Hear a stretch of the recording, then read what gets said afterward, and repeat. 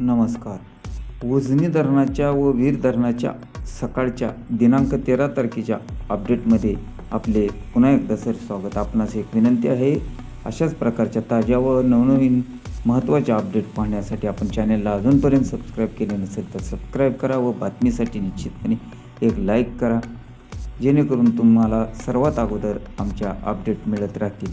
उजनी धरणातून पूर्णपणे भीमा नदीपात्रामध्ये बंद केलेले पाणी पुन्हा एकदा सुरू करण्यात आलेले. याचे मुख्य कारण म्हणजे पुणे जिल्ह्यातील वरची सर्व धरणे भरू लागल्याने आणि 100% भरलेत. एखादं धरणच फक्त भरायचं राहिलेलं आहे पूर्ण क्षमतेने. त्यामुळे वरील धरणातून पाणी सोडण्यास सुरुवात झालेली असून दौंडचीही आवक वाढत आहे. आज सकाळी 6च्या अपडेटनुसार दौंडकडून येणारे आवक उजनीमध्ये 13,920 क्युसेक्स होती, तर भीमा नदीपात्रामध्ये सुरुवातीला 3,000 क्युसेकचा विसर्ग सोडण्यास सुरुवात केलेली असून या अधिक 1,600 क्युसेकचा वीज निर्मितीचा विसर्ग असा मिळून 4,600 क्युसेकचा विसर्ग सोडण्यास सुरुवात केलेली आहे.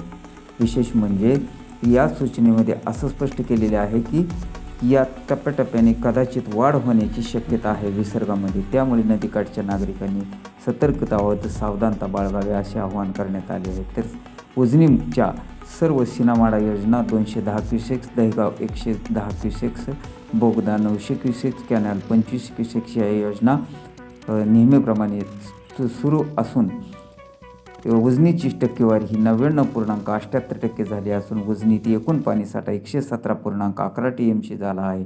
तर यातील उपयुक्त पाणीसाठा 53.46 TMC झाला आहे.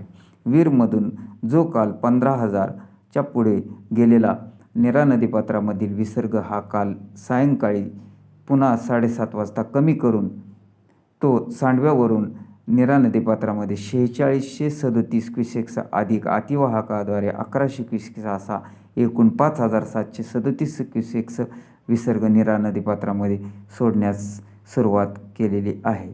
पुढील ताज्या व महत्त्वाच्या अपडेटसाठी चॅनलला सबस्क्राईब करा.